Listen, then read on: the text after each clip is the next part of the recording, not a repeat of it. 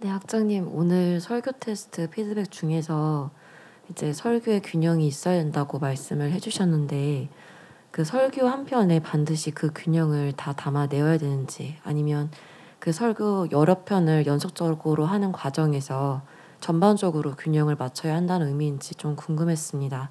왜냐하면 설교 한 편에 보통 이렇게 하나의 중심 메시지를 전달을 하다 보니까 또 균형을 맞추고 하다 보면 또 그 메시지를 듣는 성도 입장에서 약간 혼란이 생길 수도 있다는 생각도 들고, 또 설교 테스트를 하는 어떤 학우의 입장에서도 7분 내지 10분 안에 그 균형을 다 담아낼 수 있을까도 많이 고민이 되더라고요. 그래서 만약에 한 편에 다 녹여내야 된다면 어떻게 하면 좋을지. 균형이 뭐예요? 제가 뭐라고 얘기했다고요? 그 설교의 균형이 있어야 된다라고 말씀하셨는데. 균형이 있어야 된다? 네. 무슨 균형이요?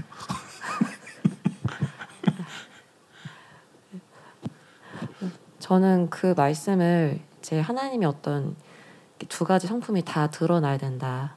그러니까 어미와 인자의 하나님이 다. 그거? 그런 의미로 저는 이해를 했습니다.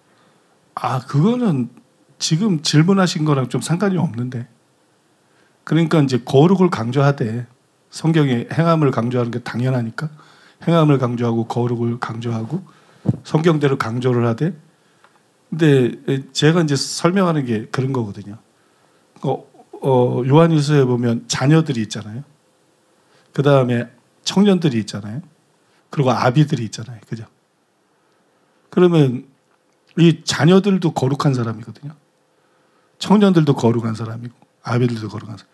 자녀들도 하나님의 말씀대로 살지 않는데, 회개를 안 했는데, 예수님이 인구가 주님으로 모셔드리지 않았는데, 그죠? 거듭나지 않았는데 전혀 하나님 말씀대로 안 사는데 자녀는 아니죠. 그죠? 그러니까 이 사람들이 회개한 사람이고 믿음을 가진 사람이고 거듭난 사람이고 새 생명 가운데 행하는 사람이거든요. 근데 수준이 어릴 거라는 거지. 그 다음에 청년들은 그보다 나을 거고 아비들은 그보다 나을 거라는 거지. 그러니까 우리가 이제 거룩하지 않으면 주를 보지 못하리라, 이런 말씀이 딱. 그러니까 우리가 거룩하지 않으면 주를 보지 못해, 궁극적인 구원을 못 받아, 천국 못 가, 이렇게 말하는 게 성경책이에요. 근데 이제 그 거룩을 어떤 시점에서 얘기를 하고 있느냐, 어떤 관점에서 얘기하고 있느냐.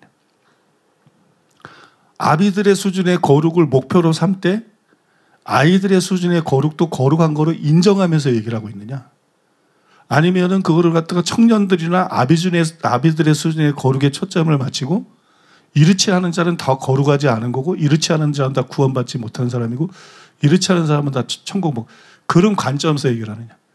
근데 제가 뭐 우리 교회하고 노선이 같은 많은 목사님들이 좋은 의도에서 열심을 가지고 말하는데, 다는 아니지만 많은 경우에 있어서는 거룩이나 행함이나 이제 성경에 말하는 여러 가지에 대해서 이걸 자녀들부터 아비들까지 포함하면서 우리가 더 성장해야 된다, 이렇게 얘기하는 게 아니고, 그냥 거에는 무슨 아비들 수준이나 아비들 가까운 수준의 어떤 거룩이나 행함을 갖다 얘기하면서 이렇지 않으면 다 가짜인 것처럼, 또 구원받지 못하는 것처럼, 버림받을 것처럼, 지옥 갈 것처럼 그렇게 설교하는 잘못을 범한다는 거죠. 그게 구원파적인 구원론보다는 훨씬 유익하고 좋은 것이지만 그 성경적인 건 아니라는 거지. 그래서 우리가 행함이 없는 믿음이 없으면 천국 못 간다, 아버지의 뜻대로 하면 천국 간다, 거룩한 사람만 천국 간다, 성경적으로 다 맞아. 서기관과 바리새인보다 나은 들을 가져야 다 천국 맞아. 근데 거기에 과연 아이들을 포함하고 있느냐, 심지어는 거기에 고린도전서 3장에 나오는 육에 속한 자들을 포함하고 있느냐. 로마서 7장에 육에 속한 자하고 7장이나 8장에 육에 속한 자하고 고린도전서 3장에 육에 속한 자는 다른 거거든요. 여러분 아시겠지만 로마서 7장이나 8장에 육에 속한 자는 구원받지 못한 자지만 여기는 그거하고 다른 거거든. 여기는 구원받은 사람이거든. 그래서 그들에게 시기와 분쟁 같은, 교회 분열이라는 특징에서 봤을 때 시기와 분열이 나타난다는 거거든. 그렇다 그래서 그 사람들이 천국 못 가는 사람들은 아닌 거거든. 그런 기준을 잘 정해야 된다. 그래서 바울이나 성경에 예수님들 그 사도들이 회개는 이런 거야, 믿음은 이런 거야, 구원은 이런 거야, 한 번 구원은 영원 구원이 아니야, 거룩해야 돼, 하나님 말씀대로 살아야 돼, 저먹고 흠없는 사람이 돼, 깨어 있어서 제 이름을 기다려야 돼, 이런 말씀들이 수없이 많이 있잖아요. 그게 다 사실이잖아. 그런데 그런 설명을 강하게 하면서 히브리서 기자도 뭐라 그래요? 버림받으신 거를 계속 얘기하면서 또 바울도 뭐라 그래요? 히브리서는 너희는 이보다 낫다 이렇게 얘기하잖아. 너희가 이렇지 않다. 그죠? 그 다음에 바울도 뭐라 그래요? 그들이 구원받을 거를 예상하잖아. 그들 대부분이 구원받을 거를 예상하잖아. 그죠? 로마서에도 그런 구절들이 있잖아. 그죠? 그들이 하나님 말씀대로 살되는 걸 인정하고 로마서 5장 9절 10절도 그들이 궁극적인 구원을 확신하잖아. 버림받을 수도 있다는 걸 말하면서도 그게 진리지만 이 성도님들이 가짜거나 대부분 버림받을 거다 이렇게 안 보거든요. 이 사람들이 궁극적인 구원을 대부분 오히려 받을 거로 보거든. 로마서 8장도 마찬가지 아니에요? 31절에 39절. 그들이 대부분 궁극적인 구원을 받을 거로 보거든. 이게 왜 그러느냐? 그들이 말씀대로 살고 있기 때문이지. 부족해도. 말씀대로 살고 있기 때문에. 그런데 이제 내가 우려하는 그런 이제 교계 목사님들을 이렇게 보면 그냥 뭐 거의 다 지옥 갈 사람처럼 얘기를 한다는 거죠. 그게 장로교에서는 그게 가능해요. 왜냐하면 예수님처럼 설교 안 했으니까, 바울처럼 설교 안 했으니까. 그들이 잘못 알고 있으니까 오직 믿음으로 알고 있고 한 번 구원 영원한 구원으로 알고 있고 그죠? 그러니까 그중에 많은 사람이 지옥 가겠지. 그러나 우리 교회처럼 설교하는 교회에서는 초대교회처럼 예수님이 사도들이 한 것처럼 똑같은 방식으로 설교를 하고 있는데 물론 우리가 초대교회보다 수준이 낮을 수도 있고 거기서 어느 정도 차이가 있을 수는 있지. 그러나 무조건 성도 중에 상당수가 버림받은 사람이고 천국 못 가고 이거는 비성경적인 거거든. 이해가 되세요? 그게 비성경적인 거라고. 그 관점이 율법적인 거라고 답은. 열심히 있는 거지. 영혼들을 향한 어떤 영혼 구원을 위한 열심히 있는 거지. 근데 열심히 지식을 쫓은 게 아닌 거지. 지식을 쫓은 열심이 돼야 되는데 말씀에 근거한 열심이 돼야 되는데 그냥 주관적인 열심인 거지. 그러면 이제 예를 들어 아이 같은 성도들이나 청년 같은 성도들이 회개하고 믿음을 갖고 젖 열심히 빨면서 이렇게 잘하고 있는데 그러면서 사랑받으면서 아기들이 엄마 아빠의 사랑을 받으면서 무럭무럭하면서 사랑받으면 잘해야 되는데 맨날 설교가 너희들 가짜야. 그렇게 신앙생활로 천국 못 가. 너희들 대부분 지옥이야. 이러면 이 중에 또 그걸 가지고 채찍질로 생각해가지고 열심히 달려가고 신앙생활하는 이런 사람도 있지만 어떤 사람은 낙심하게 된다는 거예요. 어떤 사람은 낙심하고 어떤 사람은 도대체 어떻게 하란 말이야. 절망하고 어떤 사람은 실족할 수도 있다는 거죠. 그것까지 생각을 해야 된다는 거죠. 그래서 성경대로 회개를 외치고 성경대로 행함 있는 믿음을 외치고 성경대로 거룩의 필요성을 외치고 성경대로 서기관과 바리새인보다 나은 의 성경대로 아버지의 뜻대로 행하는 자 성경대로 항상 깨어 있어야 된다는 거 다 상세히 나와. 그게 진리라고. 그런데 그게 아비들 수준의 사람만에 대해서만 말하는 건 아니다. 거기서 균형을 잃지 않도록 굉장히 조심해야 된다. 아이들도 포함해서 그 얘기를 하고 있는 것이다. 어떤 사람들은 이거 목사님이 이게 옛날에 구원론 재정립에서 말한 거랑 비슷한 거 아니에요? 비슷한 거 같은데 비슷한 게 아니에요. 그때는 어떤 주기적인 죄를 다뤘잖아요. 주기적인 죄. 그 중에는 핵인 목사님 간증에 2주 동안 바르게 산 적이 없다. 지난 30년 동안. 육은 멸하고 영은 구원을 얻게 하려고 한다. 그런 사람도 있어. 근데 전부 그런 게 아니지. 그러니까 일괄적으로 그렇게 법칙을 정하거나 말할 수가 없는 거야. 근데 그때는 이제 일괄적인 거로 얘기를 했기 때문에 그런 점에서 굉장히 경고 사인이 온 거거든요. 그리고 거기서 제가 중단을 했던 거거든. 근데 이건 그거하고 다른 거지. 이거는 성경에 명백한 근거들이 있는 거지. 그리고 그거는 어떤 사람은 해당이 됐을 거 어떤 사람이 해당이 안 됐을 텐데 우리가 다 분별할 수 없는 거지만 이거는 절대적인 거지. 성경에 말하는 아이들도 당연히 천국 가는 거고 자녀들도. 청년들도 천국 가는 거고 아비들이 가진 행함만 행함이 아닌 거고 아비들이 가진 거룩만 거룩이 아닌 거고. 이해가 되세요? 응? 아비들이 어떤 순종하는 그것만 하나님이 순종.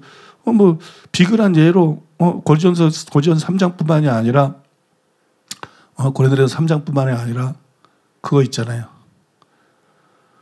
예수님 제자들이 미성숙했었잖아요. 사도행전의 베드로하고 사복음서의 베드로하고 같은 사람이 아니잖아. 그죠? 그러니까 예수님이 베드로에게 나중에 뭐 되게 화내고 그랬을까요? 사도행전에 나오는 베드로 잘 안 그랬을 것 같아요. 바울이 한번 갈라디아 1장에 나온 것처럼 베드로가 음식 문제 때문에 외식을 해서 한번 책망을 했고, 그건 주님께도 책망받을 일이고, 나중에 이제 코바디스 도미네 할 때 그런 거는 몰라도 그 외에 베드로가 뭐 잘못한 게 있나? 굉장히 훌륭하죠. 굉장히 놀라운 하나님의 사람이지. 굉장히 놀라운 하나님의 사람이지. 근데 사복음서에 보면 예수님께서 똑같은 제자들이지만 책망하시는 게 많이 나오잖아요. 그 심지어 예수님께서 막 분노하시는 게 막 나오잖아요. 믿음이 없는 거 분노하시는 게 막 나오잖아요. 그 서로 막 시기하고 누가 크냐 그러고 막 자리 다툼하고 한 자리 해먹을 생각하고, 그죠? 예수님이 말씀에도 못 깨닫고. 근데 중요한 건 예수님이 그런 제자들에 대해서 뭐라고 말씀하셨느냐 그거죠. 예수님은 그런 제자들에 대해서 저희들이 아버지의 말씀을 지키었나이다 이렇게 말하거든요. 아버지 뜻대로 행하는 자였다는 거. 심지어 예수님 그러잖아요. 모친 마리아하고 동생들이 찾아오니까 제자들을 가르쳐서 그러죠. 누가 내 모친이며 내 형제고 내 자매냐? 이 하나님의 뜻대로 하는 이 사람들이 내 형제요 자매요. 그들이 하나님 뜻대로 행한다고 말했다. 그러면 그 사람들이 하나님 뜻대로 행하는 거로 봐야지. 우리가 성경에 회개하라 그래서 행함 있는 삶이 이미 써야 된다 그래서 서기관과 바리새인마다 나으르 가지에 천국 간다 그래서 또 성경에 깨어 있어야 된다 그래서 거룩해야 된다 그래서 아버지 뜻대로 행해야 된다 그래서 뭐 수많은 말씀들이 있잖아요, 그죠? 그러니까 성경적이야 그거 아니라는 거지. 그건 노선이 성경적인 거지. 노선이 성경적인 거지. 디테일하게 들어가면 거기서 아이들과 청년들을 배제해버리고 아비들 수준의 거룩만 자꾸 얘기하면서 이렇지 않으면 가짜야, 이렇지 않으면 외식하는 자야, 이렇게 하지 않으면 명목상의 신자야, 이렇지 않으면 너희는 천국 못 들어가. 이거는 철저하게 성경적인 메시지는 아니라는 거죠. 그런 메시지를 통해서 많은 영혼들이 살아나고 깨어날 수는 있지만, 그래서 하나님이 사용하시지만 그게 진짜 성경적인 건 아니라는 거죠. 그래서 정말 영혼들을 위해서 제일 중요한 거는 강하게 말한다고 막 스파르타식으로 한다고, 그게 아니라 성경적인 게 제일 영혼들에게 좋은 것이다. 성경은 하나님의 지혜인데, 하나님의 말씀인데, 하나님의 가르침인데 하나님을 뛰어넘을 자가 누가 있겠는가? 그러니까 성경 그대로 설명하는 게 제일 중요한 것이다. 그런 면에서 균형이 필요하다는 얘기를 하는 거. 그런 면에서 균형이 필요하다는 얘기를 하는 거지. 균형은 그런 면에서 균형이거든요. 근데 그거는 뭐 자세하게 얘기 안 해도 얼마든지 그런 기준을 가지고 설명할 수 있는 거고, 한두 마디만 덧붙여도 이게 극단으로 가지 않고 그런 균형이 잡아지고. 그래서 제가 우리 학우님이 무슨 균형을 얘기하는 거냐. 그거를 뭐 몇 시간씩 나눠서 얘기해야 되는 게, 지금 뭐 잠깐이라도 얘기하잖아요. 그죠? 이것도 좀 자세히 얘기한 거거든. 몇 마디라도 얘기할 수도 있는 거거든. 우리가 분명히 회개해야 되지만, 분명히 우리의 믿음은 예수님 인구하고 주로 모셔드리고, 분명히 우리가 의롭다 함을 아니라 분명히 우리가 거듭나서 새 생명 가운데 행하는 사람이 돼야 되지만, 그 사람들이 거듭남이 뭐예요? 태어난 거 아니에요? 누가 태어나자부터 장가를 가고 누가 태어나자마자 시집을 가고, 누가 태어나자마자 엄마가 되고 아빠가 되고 어른이 되냐?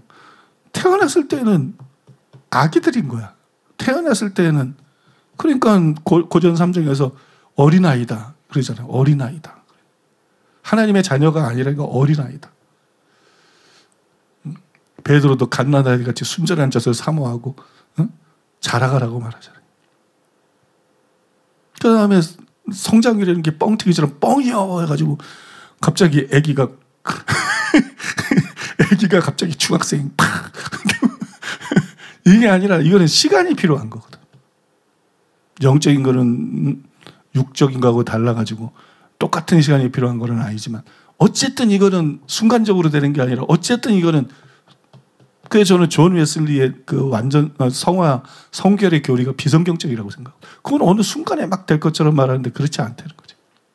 이건 자라가는 거라는 거지. 자라가는 거. 자라가는 거.